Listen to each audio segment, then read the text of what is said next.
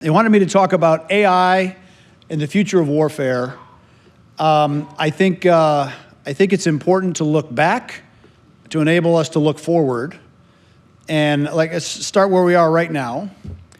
And what's happened in the Ukraine-Russia war has massively accelerated warfare in a way that I think it's the greatest advancement, or it's the greatest swing in the pendulum, really since Genghis Khan put stirrups on horses.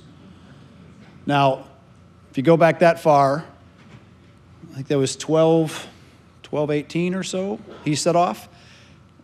Literally the Mongol Empire, when he was done, went from the Pacific to Hungary. And he mauled and terrorized his way through millions of people and millions of square miles of terrain. What stirrups on horses did is it allowed, instead of walking into battle or riding and having to get off and fight dismounted, it allowed people to stand up in the saddle, engage at a high rate of fire with a bow and arrow while riding forward and also riding backwards. And so now you could, war so accelerated, instead of moving at 3 to 5 miles an hour, now you could move at 20 and 30 miles an hour. And the Mongol armies, of course, when he moved to the 150,000 people, soldiers, each of them had 3 horses. So you could ride hard, switch them out, ride hard again. And so he was moving 100 plus miles a day, and he just outmaneuvered and wrecked his way through societies. That's what's happened now. You haven't seen the full effects yet, but I'm telling you that level of change and black swan event is possible. Because what's happened in Ukraine, when the Russian army rolled in February of 2022, I say the only smart thing that Zelensky did the entire war is he opened up the armories of Ukraine to the citizens, and the citizens took up arms and defended their country, whether it's a rocket-propelled grenade, an anti-tank missile, a sniper rifle, whatever that was. But the citizen innovation stopped them. And then the innovation really started. If you think about Ukraine, was probably responsible for 40 to 50% of the science and weapon innovation of the Soviet Union. Why? Because Ukraine was on that east-west rub point, and you had a lot of European influence in Ukraine. Aircraft engines, rockets, precision missiles, ballistic missiles, all came from Ukraine.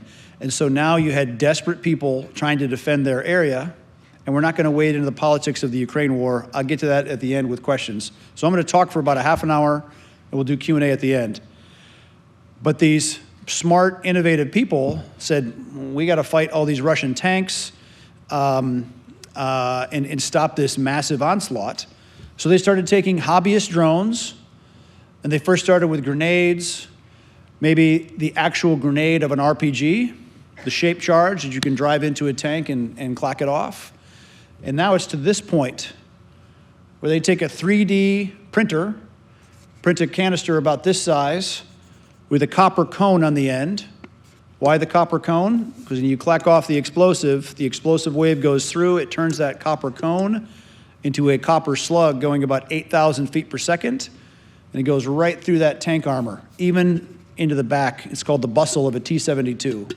So that little FPV drone, little racing drone, wearing the goggles, we can boost the range out to 15 kilometers so that each one of you in this room can carry 6 of them on your back. So imagine the democratization of precision strike that enables. And it's cheap, right? You take a $500 to $800 drone, you lobotomize, you put some different software in it, 3D print the canister, and also you have an extra shell that you fill with steel shot. And now you have a very potent anti-tank, anti-personnel weapon, which cost you all up probably $3,000 versus $150,000 for a Javelin missile from Raytheon with a $200,000 launcher. So that's the kind of pendulum swing you're seeing. And that's before you even apply AI. The thing that the Russians are very good at is electronic warfare. A lot of American stuff, Javelin missile, HIMARS, Copperhead missiles, which is a guided artillery shell, it works for a week or two, and the Russians figured out how to jam the navigation or the command link, and the stuff goes blind. And so the most leading edge innovation at the bleeding edge of battle is really on the Ukraine front right now. And it's literally the people operating out of their garages, figuring out how to survive and innovate, as compared to the hyper-bloated Pentagon, which has not really delivered a lot of innovation and certainly good value of late. And so even into that Russian brick wall of electronic warfare, they've developed another thing called you've heard maybe of a tow missile. It's an old American missile from the 80s, tube-launched, optically tracked, wire-guided. It's a little fiber optic that pays out of the back of it as the missile's on its way. Now you can put that little canister of fiber optic on the drone and fly it in a zero radio, zero communication environment out to 10 kilometers. Literally, if you had an open window, you could fly it deep inside this building to hunt. And so that's the kind of change in warfare that's accelerated and democratized precision strike. What you saw in Syria just a few weeks ago, that was not some spontaneous jihadi uprising. That was actually organized and sponsored by Turkish intelligence and Turkish special operations, equipped with small, simple drones, and they smashed their way through a significant Soviet-era Russian-supplied military of the Syrian Arab Army, and they conquered it. So you're going to see that kind of change. Now, even worse, if you apply, and the AI is being applied already on the edge, meaning you can put the processing of imagery, teach the device to think, and that's also been done. And I've had teams operating in Ukraine, learning, trying to extract the right lessons learned for this on the ground and maritime side. If you saw the jet skis that had significant damage in the Western Black Sea, imagine taking a jet ski, putting a nav system on it with a payload, and you send 3 against a Russian vessel. One of them's going to get through. It's a significant value payback for the cost of doing those jet skis. And now, literally, that AI is put onto effectively water drones like that, or aircraft or small drones, meaning you can give it an image capture where you teach it to drive to a certain area and look to say, that's a truck, that's a tank, that's a ship, and at that point, the jet ski, whatever the device is on its way. It's thinking for itself, guiding itself in for the kill. So what does this mean to modern warfare? It means our trillions of dollars of installed capacity of U.S. stuff is in high danger of being obsolescent. Anything that can be located can be targeted by not tens, but hundreds of devices. And, quantity has what did Stalin say? Quantity has a quality all its own. You throw enough low-cost missiles at it, it really becomes a problem. As you've seen in the Red Sea, you have the Houthis, a Iranian-sponsored Shia surrogate operating right along the coast on the Red Sea, one of the major shipping ways. And they've been shooting suicide drones, cruise missiles, even ballistic missiles at ships, dozens, hundreds of ships. The U.S. Navy acknowledges that they have fired $1 billion worth of U.S. missiles at those incoming devices to try to shoot them down. That's a false number. It's more like 4 or 5 billion, because the Navy accounts for what they bought it for back in 1995, not what they have to replace it for in 2025 or 2028 by the time the vendor would actually deliver. So you have a huge asymmetry. Iranians, through the Houthis, are shooting a $20,000 drone at our billion-dollar warship, and the Navy's shooting that $20,000 drone down with not one, but two $1 million standard missiles. And so it really speaks to the value of some new leadership at the Pentagon, because we are really on the wrong path in terms of procurement and mentality and discipline. A tragedy happened even a couple weeks ago where the Navy shot down one of its own airplanes. Did you hear about that? Well, not only did they shoot one down, having shot the first one down, they fired missiles at the second guy. He saw the missiles launch. I saw the message traffic from him, and he got on the afterburner and got away, and the missile ran out of juice and hit the water underneath him. Again, and those aircraft were not far off flying some patrol. They were literally in the traffic pattern, both of them on final approach to land on the carrier, and the Navy still shot down their own stuff. So the misalignment of the Pentagon and the adriftness of discipline, recruiting, the diversity, equity, inclusion stuff is really distracted from the Navy or the military focusing on lethality and merit, and I'm optimistic that Secretary Hegseth is going to push hard to put them back on track.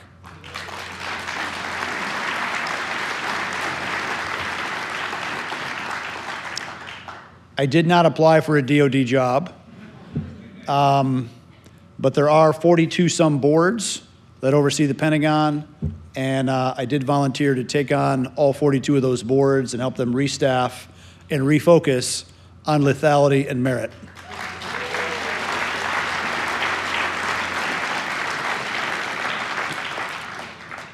So what does this future of warfare look like? As you look at even what's happening in Ukraine, first of all, don't listen to the idiot politicians that say, yeah, we've degraded the Russian army. No, we have chewed up a lot of material. The Ukrainians have killed a lot of people unnecessarily. It's a really dumb war. The Russian army has gotten infinitely smarter. If you shot at a Russian with artillery in March or April of 2022, it would take them an hour and a half to shoot back accurately. Now, about 2 minutes, which means if you shoot at them, you better be in your vehicle and hauling ass, because they're going to get you otherwise. So it is, and really, and I think this speaks to old weapons, new weapons. The tactics, the tools may change, but a lot of the tactics remain the same.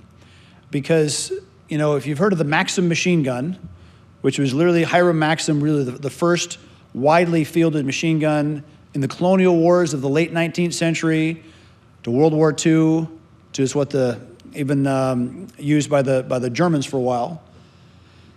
The Ukrainians had tens of thousands of those left over in inventory from the old pre-Soviet Russian army. And they've wheeled all those out because they've been buying 8mm ammunition for those machine guns. Why? Because they're making quad mounts of Maxim machine guns to shoot down incoming drones. Again, old made new. And it's not just in the Ukraine theater where the drones have been a problem. The IDF in Israel has had a hell of a problem with the small, cheap drones. Literally 50% of the small, low-cost drones launched by Hezbollah coming across were getting in and hitting their targets in Israel at tactical level or even at strategic level. Look, the Israelis have done a magnificent job with Iron Dome and the high-altitude defense, but the super low, like 10-meter, 20-meter off the ground drones were really causing mayhem.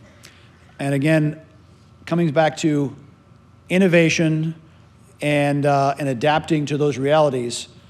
My friend, is the kind of the leading demolition contractor for quarries in Israel.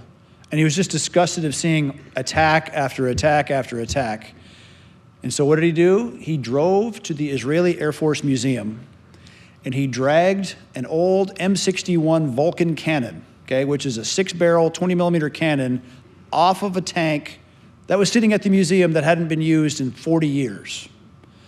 And in a month, lobotomized it, put a Tesla battery pack on the system with a new fire control system and a new infrared camera. And you know what? That thing is sitting on post just inside the Israel border up by Lebanon on the coast. I saw it, and he's shooting down drones every day when they fire. Innovation and discipline and focus still matters. So China has an enormous industrial base, okay? 40 to 50 times the shipbuilding rate that we have. Obviously in drones and components, a lot of those things that hollowed out the Midwest in some, I'd say, some misguided trade efforts over the last 30 years have moved all that manufacturing to China. That has definitely accrued to their advantage. I think it's very important to understand, World War II, and I'm in no way insulting any veterans service, but we lost, while we were still messing around in North Africa, in Algeria, in Tunisia, 1943, that same February-March period, the Soviets erased 800,000 Germans from the German order of battle at the Battle of Stalingrad. They lost 1.2 million of their own people doing it. We lost a total of 250,000 people for the duration of the European theater of operations. What really helped America, what really helped the Allies win World War II was American industry. If you haven't read the book Freedom's Forge, I highly encourage you to do it. A lot of you are from the Midwest. I'm from the Midwest, from an automotive manufacturing family background. It makes me really proud to realize all those factories really cranked out and delivered that kind of capability. It made it possible for Marshal Zhukov of the Soviet Union to go all the way from Moscow to Berlin with 600,000 vehicles, trucks.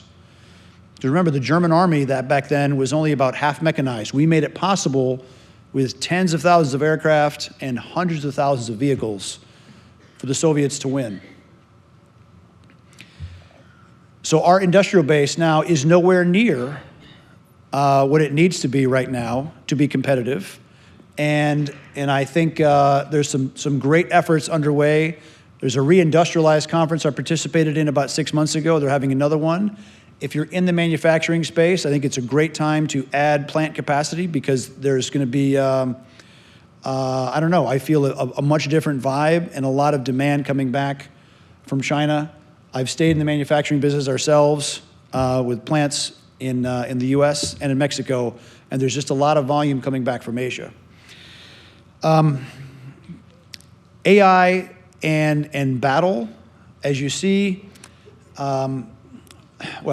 now looking back, when you went from spears, bows, swords, to gunpowder in about 11 or 1200, and you start getting the matchlocks and the wheel-lock muskets, it literally affected society. Why? Because now you had to field much bigger armies, and you start increasing the sophistication of the weapon systems. And as small arms became artillery, became big complex artillery, became siege artillery, became then aircraft, then ironclad dreadnoughts, the sophistication, the cost, the size of the state grew, unfortunately. And I think it's, as we've seen, our government manages to spend unlimited amounts of money doing stupid things, especially when it tries to go to war. And we have politicians that completely lose any idea of what something should cost. And I guess maybe that's why Dr. Arnn wanted me back here, because I'm at least, having come here as an Austrian economics major, really, in fact, I remember Dr. Ebeling, who was my professor, and the day right before I graduated, he said, Mr. Prince, you've just come to a school that accepts no federal funding, and you're going to join the largest socialist organization in the world. I said, yes, sir, but it's the only thing that's provided, it's the only part of the military that's actually specified in the Constitution, Congress shall raise a navy.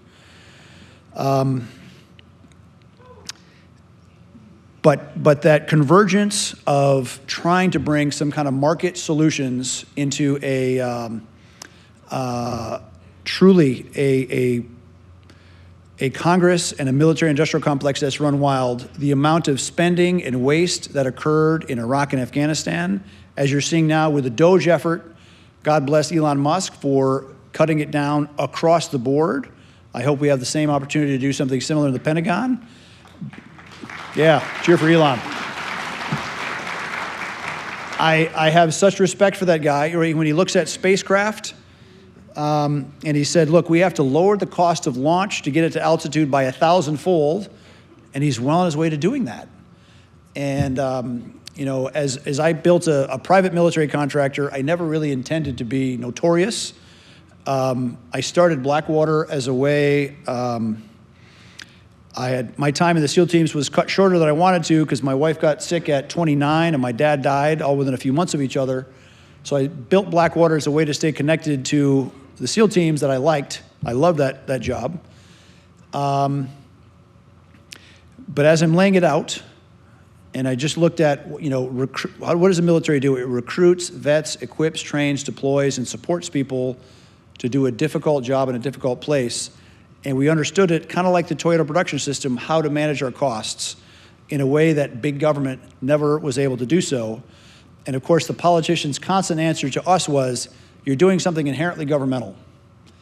And I counter that by saying, I was born in the summer of 1969, Woodstock, and Apollo 11. And if you said that 50 years later, after Apollo 11, that the only way the US government gets to the International Space Station is on a Russian rocket or on a contractor rocket, they would have laughed you out of Johnson Space Center. But so Elon Musk has done a great thing in piercing that veil of government inevitability, that only government can do this.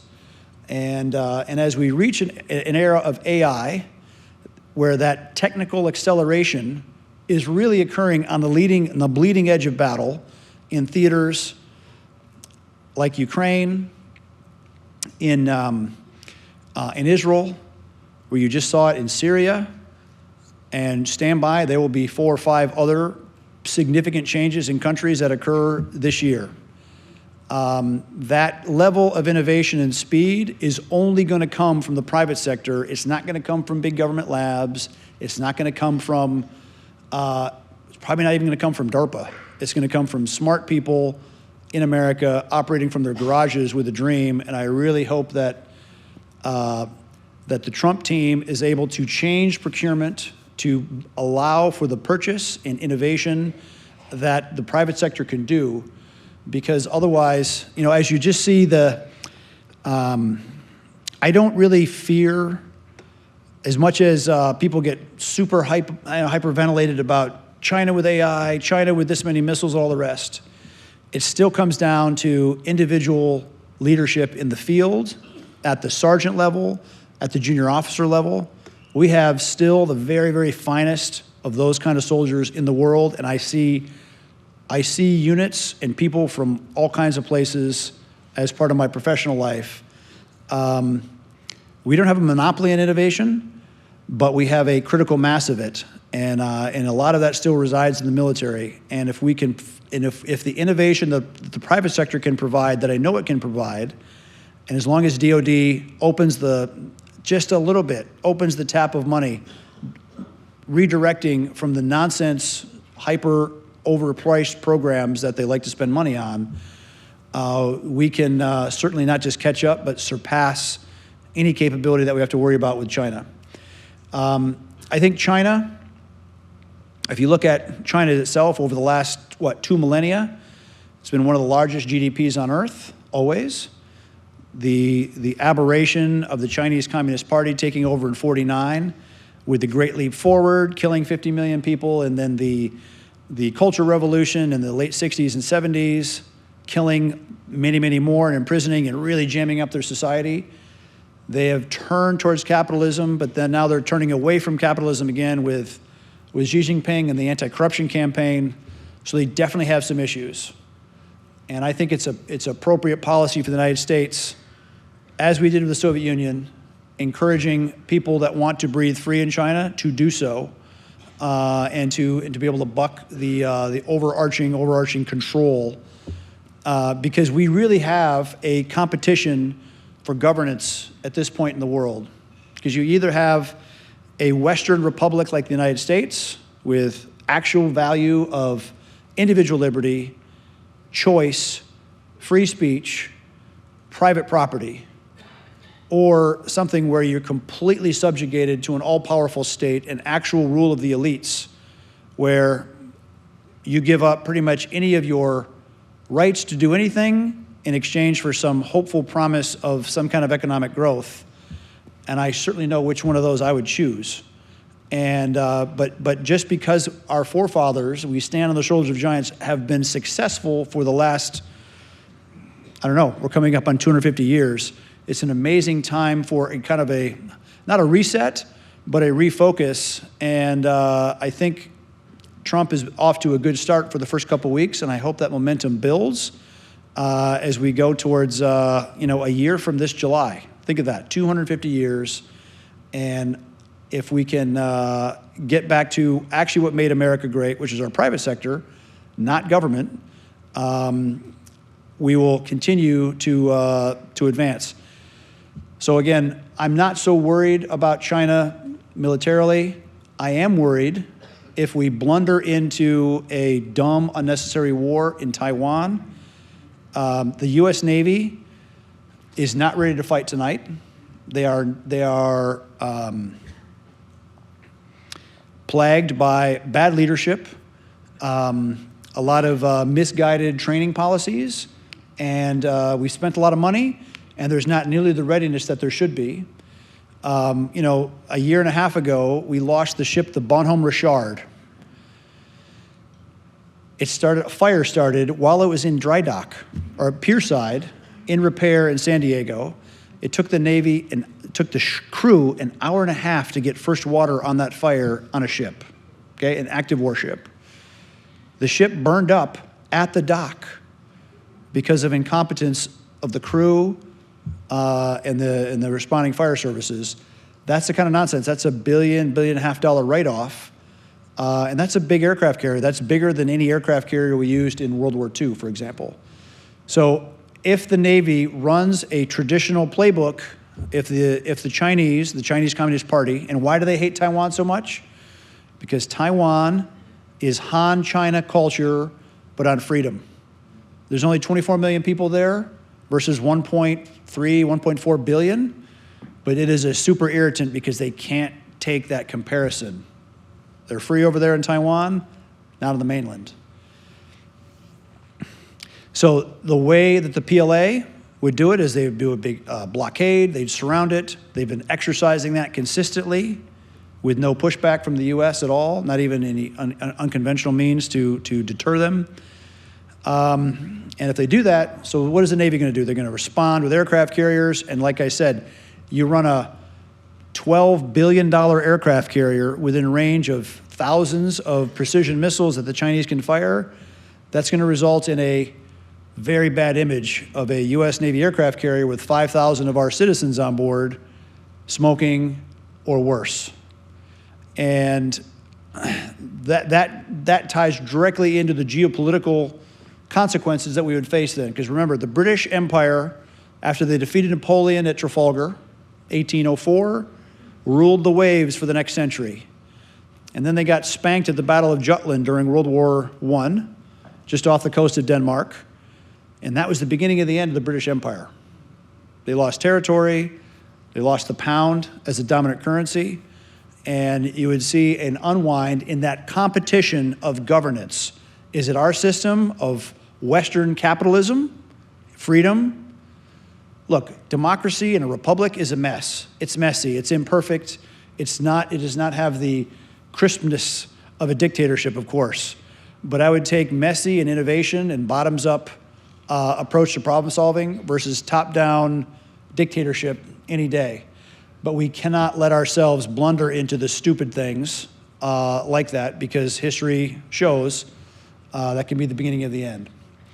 So, you know what, with that, let me take questions, and I can also give you a tour of the world on problem areas that I think will flare up if anybody wants.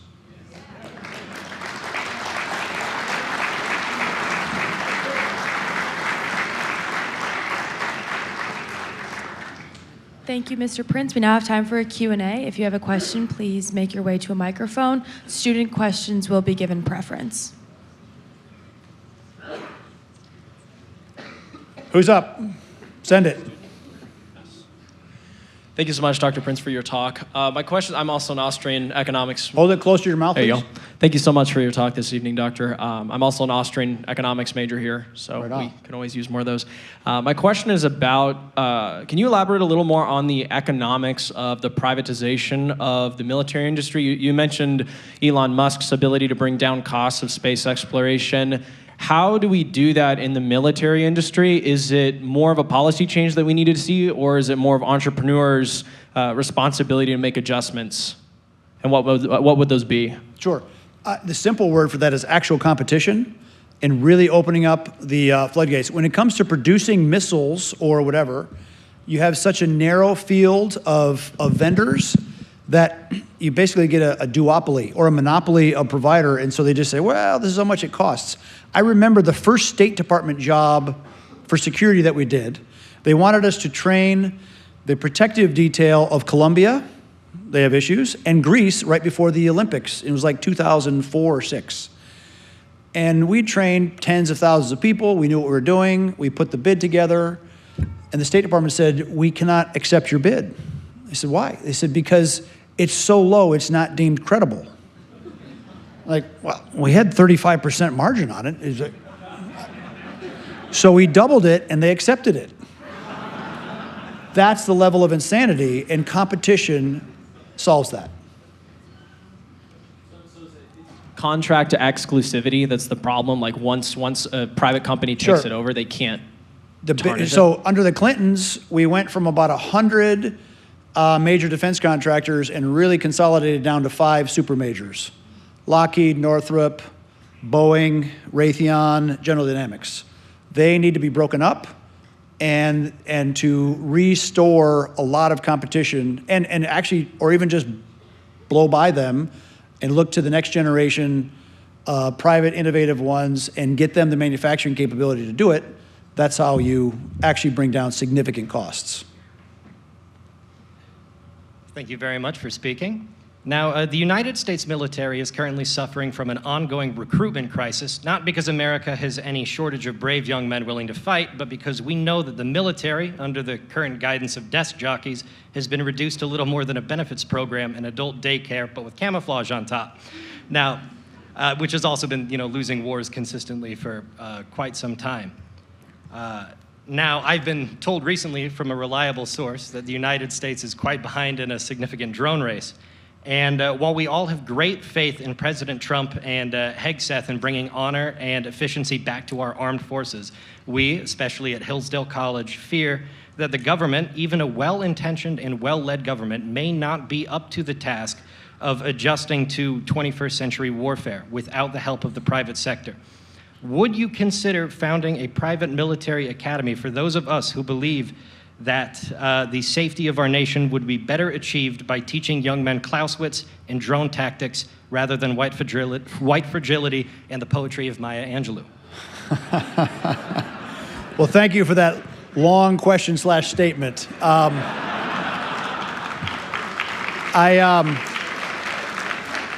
Look, I loved Blackwater and the team, and I had the great honor of employing tens of thousands of the best of Americans. And still to this day, I run into them in airports and some garden spots around the world, and I miss that. And yes, I will tell you, I'm working on a couple of significant projects overseas which would provide interesting employment for young men and women sometimes. But yes, I think, and that's one of the reasons I did not apply actively for a government job, is because I think there's a lot of ways the private sector, because I think the business of America should be business. And when we lead with the military into all these countries that have melted down and need stability operations, we clearly fail at that. And when you think back, how was America founded? It was founded by 3 companies, Massachusetts Bay, Plymouth, and Jamestown colonies. Those companies were actually listed on the City of London Exchange, okay, effectively a stock exchange. They hired people like Miles Standish and John Smith, former professional military officers that came and protected the colony and built it up. And so, and I've said with some controversy about bringing back colonialism, to be clear on that, there are millions of people that invade America every year. Why? They're coming for the American dream. They're coming for American governance. And I think there's lots of ways we can use market forces to literally do private cities, private governance on leased land in melted or desolate lands around the world to provide security, good governance, the basic utilities, and the local people will flourish. And that's a way we can replicate. Because you know what? I would take 10,000 mayors from around American cities will run 10,000 cities in Africa better than there. And so replicating the things we take for granted here, property rights, getting a bank account, title for land, all the things. If you've not read The Mystery of Capital and the Other Path by Hernando de Soto, please do so. Really lays out how the basics of why the American capitalism works, why you have capital formation that works here, and how to replicate that in other countries. So yes, I'm working on that.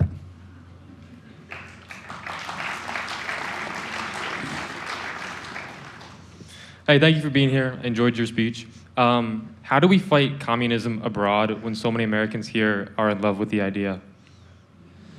That's a really good question, because it's such an insidious, attractive lie, and it kind of based on to me it kind of comes down to people thinking versus feeling, and the emotion of socialism that everything will be great if only a few people are endowed with all this authority and power over us. It's this rule of the elites, which appeals to some elites.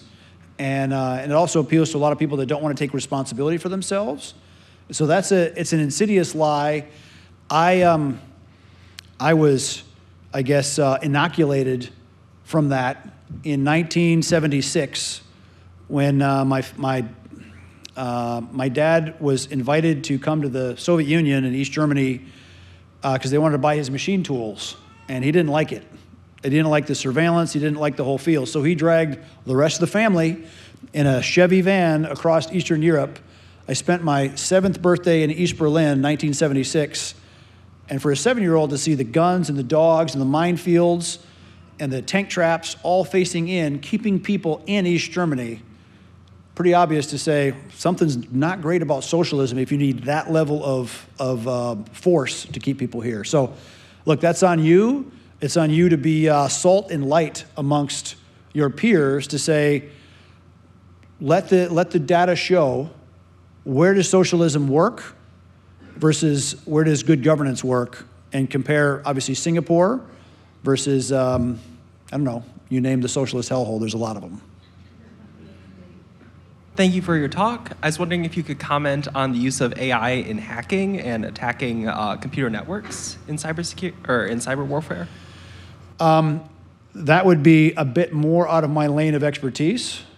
I remember when I took my first polygraph, at the end, the polygraph guy said, "This thing about you hacking government computer systems, we don't think you're telling the truth." And I ripped off the stuff and I said, "Listen, if your polygraph is telling you I'm hacking government computer systems, I can barely get my own email." So I'm going to punt on that one. Thank you for being here, Mr. Prince. I have two quick questions for you.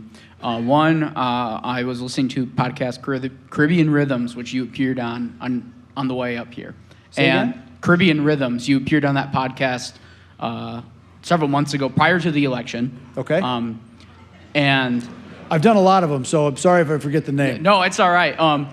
On there, you described a moment when you met with President Trump prior to 2016, and you advised him to be, on the lookout for who you appoint as an advisor, if I recall correctly.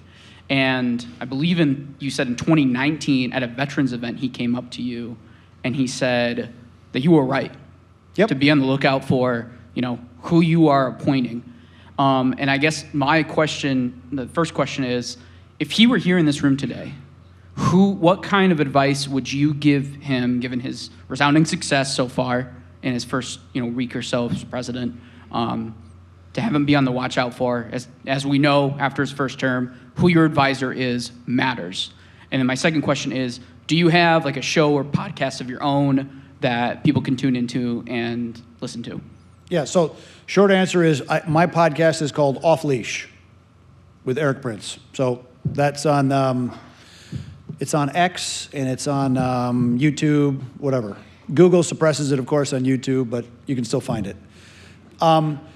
Look, I think President Trump has really taken seriously, because he never really controlled his security apparatus in the first administration, but he definitely has made much better choices now. And, they've got a lot of work to do because there's just been such a lack of seriousness. If you think about the reform, when George Marshall took over the U.S. Army in September 1, 1939, like the same time that the Nazis invaded Poland, he started firing colonels and generals, preparing to fight the next war. And we never did any of that for 25 years. And all these generals, all these failed generals and colonels kept floating to the top, and they're now populating all these ranks. And you now have, in World War II, we had 14 million people under arms. You now have 1.3 million, okay? So less than 10 times. And we have the same amount of flag officers. In an era of instant video communication, and it should be a flatter, faster organization, we have a very bloated top end, and hopefully that gets a lot lighter very soon. Hi, Mr. Prince. I was curious if you could go into more detail on what I would call the AI hunter-killer drone and how it can be programmed to look for and kill a single individual in a crowd. Yes, very true, very, very real threat. There's a company called Clearview, for example, which scrapes billions of images off the web. So if you've ever posted any picture in any social media, if you've ever tagged in a picture, any kind of online driver's license roles, anything like that, your image. And so now, with a very small drone, you could launch it and it could fly around this room looking for the face it's after, and drive itself into your forehead with even a few milligrams of powder, clack itself off on your head. That's the level of threat that we're coming to. So again, I don't care, a great military sniper can take a cold bore shot, the first shot at 1,000 meters and probably hit its target. But now, any one of you, I can take out and give you 30 minutes of FPV drone instruction, and now you can fly a drone out to 15 kilometers and hit a target. So that's the nature of, and that's with a human in the loop. You put an AI drone pilot on there, of which there's many different variants right now in early phases, that it's a real problem. There's even been a company called Shield AI makes an AI for a fighter pilot, which has fought manned aircraft versus unmanned aircraft. And the unmanned aircraft can, vastly exceed normal G limits because it doesn't have a pilot that has to keep blood in their head. Because you get a G limit at 9 Gs. A pilot is really having a hard time staying awake. A robot doesn't have that problem. So those are also very real issues to contend with. Thank you so much for coming and speaking with us tonight. 100 years ago, the future of the modern battle space was tanks and truck-mounted infantry, and every major power in the world had a man who could see what the future of the battle space was, like Patton in the United States, and Charles de Gaulle in France, and Heinz Guderian in Germany, and Gregory Zhukov in the Soviet Union. They could see how this new technology could be applied to the modern battle space to win victories in that battle space. Does the United States have such a man at this time who understands how drones and AI are being utilized in Ukraine and Russia, who can develop a doctrine for our military to be successful in such a conflict?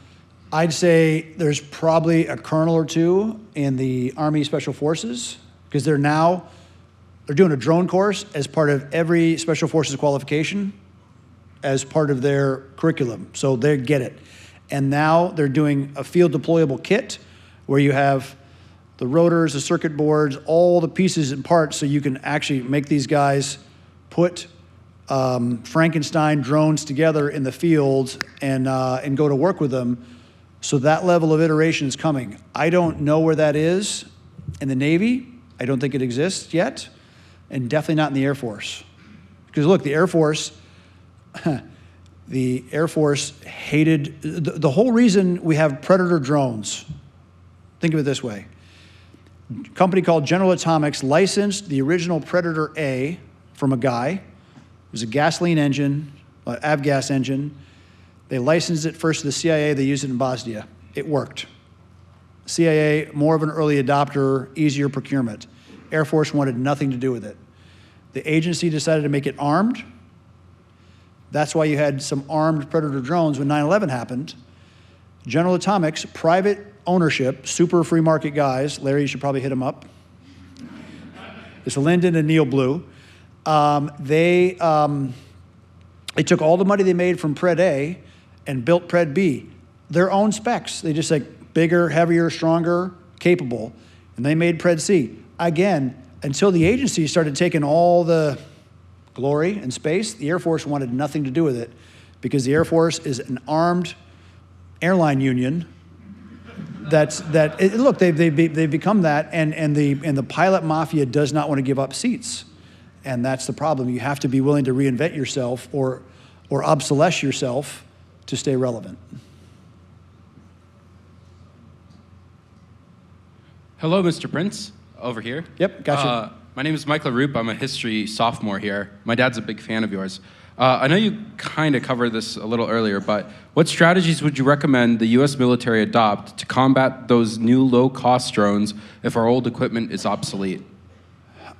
We have to have a better hard kill scenario, a solution, whether that's air bursting, high rate of fire cannons, lasers, EMPs. The reason I like hard kill air bursting munitions is because battlefields have a lot of fog. Well, we're in Michigan, for heaven's sakes. We know there's fog, rain, clouds. All that stuff is not great for lasers, but an air bursting munition will fire and burst, and you have to find a way.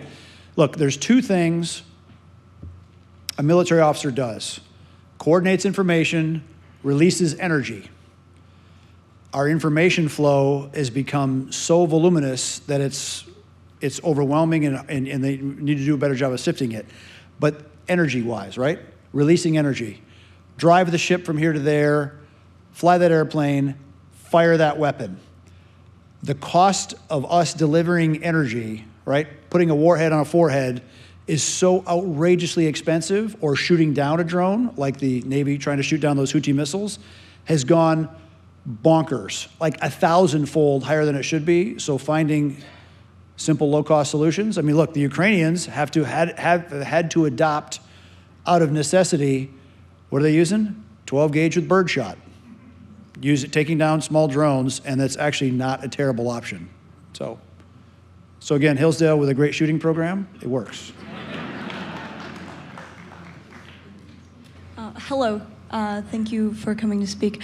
I just wanted to ask, you mentioned both that innovation comes from individual Americans in their garage with a dream, and then you also talked about how there are like 5 companies within the defense industry who have kind of monopolized the industry. How would you say that you should break up these companies, and how do you think it would affect the military-industrial complex itself? So just like the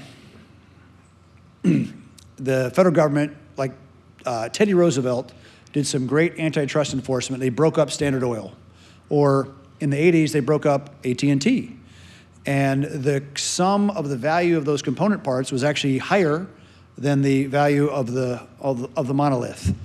So we're not talking about trying to destroy shareholder value, but breaking up these companies so that you, instead of having 5 companies bid, we have 20 or 25 companies that are available to bid on certain projects. Second, from the purchasing side, if they can spend money on the little guys that are, because the problem is the government procurement people are bureaucrats, and they just want to do the safe and easy thing. And so if they keep spending money, and it's not their money, they don't care how much they overspend on X, Y, or Z item they're buying. So they just default to the highest cost legacy system. And I guess the other thing that needs to happen is putting the decision making of what gets purchased as close to the end user that has to use it as possible. Because it's one thing for bureaucrats sitting in an air-conditioned cubicle in the Pentagon to decide, but it's a different thing if it's a general that is literally deploying with his personnel in the field to live with those decisions. It's like the principle of subsidiarity. Make the decision as close to possible where people are affected by it. Hello, Mr. Prince. This actually kind of goes along with what you were just talking about. Do you think that with our current system, the U.S. is capable of adopting those cheaper systems that are being developed for anti-drone defense? Or do you think that a definitive change in the structure of the decision-making has to be made before those will be adopted? I think there's a lot of foreign customers that are desperately needing it, probably even more so than we'll have a more animated response, necessary response, to obtain that difference versus bureaucrats in Washington. But yeah, they can adopt. When Iraq was full on and they had the rapid equipping force programs, which was kind of a way to completely end run all the bureaucracy, there was a lot of tech that was adopted into the field very quickly without drama. So I think you said something to the effect that as if you know where it is, it can be targeted and destroyed. So governments and other apparatus would seem to be, like, they tend to be pretty stationary. Would it become harder, at least in some contexts, to keep a state together? Or is there some way to defend against things effectively? Or, I don't know, how is that going to affect the future of stability in regions or whatever? There's another book called it's either The Sword or The Shield of Achilles. And it's about the democratization of strike. And as tech proliferates, right? If you look at Google Maps today on your smartphone and you compare it to what the best imagery that was available in 1985, it would have been super level, top secret, right? And now it's available on everybody's phone. That proliferation of tech, whether it's communications, imagery, weaponry, now precision strike, it changes the nation state. And I'd say it impedes or impairs the nation state's ability to have absolute control. And so then having consent of the governed matters a lot. Having a bottoms-up government like we have, better. It also speaks to our ability to make life miserable for tyrants because of the ability for small units to punch way above their weight. Stand by tyrannical governments. Thank you so much for your presentation. Two-part question here. First of all, what do you think about the future of the BRICS alliance under a new Trump administration? And then second of all, you did mention potential flare-up points in the next year or two. I'd love to get your thoughts on that as well. Okay. BRICS is an attempt to move things away from a dollar-based trade, right? And look, the U.S. has overused sanctions and disincentivized people from trading in dollars. The stronger the dollar becomes, the better our economy becomes, the less relevant the BRICS become. An America that is credible in, the foreign policy of the United States should be that our friends love us, our rivals respect us, and our enemies fear us. And currently, the previous administration, our friends were wondering why we were doing self-immolation, and our enemies were laughing at us. And they were constantly carving off another piece. And, so foreign policy credibility and deterrence matters. And, but there's a lot of mess to be cleaned up. It is in the interest of the United States. So for 100 years, it was a policy goal to keep German industry from combining with Russian resources. And now all this stupid war in Ukraine has done is push all those Russian resources into a submissive role with the Chinese Communist Party and all that industry. And that is bad. Russia does not have to be our friend, maybe frenemy, but we have far more in common with the Russians than we do with Chinese, Indians, or Southeast Asia, culturally long term.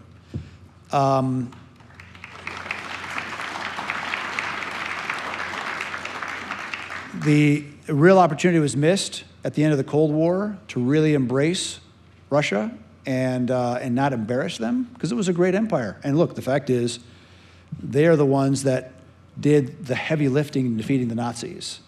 And so, when you move all those NATO countries right up to Russia's border, and they look out and say, there's more unfriendly militaries on our border than at any time since May of 1941, it's an unnecessary provocation, and I would say bad statecraft. So, flare-up points. The Russians got chased out of Syria, so they pushed hard into Libya. They're trying to put a Navy base in Tobruk, and so you'll see Libya largely start to split because the Turks have put a number of bases in western Libya, and then you have Italy, which is the largest energy buyer for much of Europe's energy needs, gas coming out of Libya, and so that's going to be a problem. The Sahel continues to be a problem. There's a lot of terrorism there. They pushed all the French out. Again, lack of credibility, lack of the big French brother with Americans too, not finishing the jihadis that have been ravaging the place. And so Russian significant influence in Mali and Burkina, not as much in Niger yet. We've got some things hoping in Niger to make that right. South Africa continues to unwind as a society, and the ANC government. The one positive development was that the Democratic Alliance, a better governance party from the South, from around the Western Cape area, did better in the last election. But the ANC is true to its Marxist, black nationalist roots and wrecking the country, and they just signed a land seizure bill, which is going to have really bad effects. Taiwan, big problem. Burma, big problem. Why does Burma matter? The Chinese built a port in Jopio, and they built a pipeline which runs from Jopio right up the old China resupply road from the 1940s, from the World War II. They built a gas line that way, and it helps make China less vulnerable. And so watch on that one. And of course, very close to my heart, Venezuela. I've been paying attention to Venezuela and the nonsense that the socialists have been doing there for a long time. And I tweeted after Maduro stole the election end of this last July. I mean, the opposition won the election clearly 70-30. I mean, the bad guys lost by 40 points, and they completely ignored the results. And I tweeted, if Biden and Harris really want to support democracy in Venezuela, they should up the bounty on Maduro, because there was already a $15 million bounty on him for drug trafficking. I said, raise it to $100 million, sit back and watch the magic happen. And they don't even need to use U.S. taxpayer money. They can use frozen money that they have from PDVSA, the national oil company. We cannot let them get away with it, because Venezuelan money, it is a narco state. There is 34 full-on meth processing facilities in the country, a major transshipment spot and production spot for fentanyl, which last year, headline number is 109,000, real number is about 400,000 Americans, okay? As much as we lost in all of World War II every year from fentanyl, a lot of it coming out of Venezuela, and that socialist money is corrupting and tipping over a lot of other governments. In Colombia now, you have Petro, who is a communist, okay? He was literally part of M19 communist movement, one of the students that took over their justice ministry back in the 80s. It's a really bad guy, at risk in Peru and Chile. There's an election February 9 in Ecuador. We cannot let the socialist rot cascade across Latin America. So, thank you. Please join me in thanking Mr. Prince.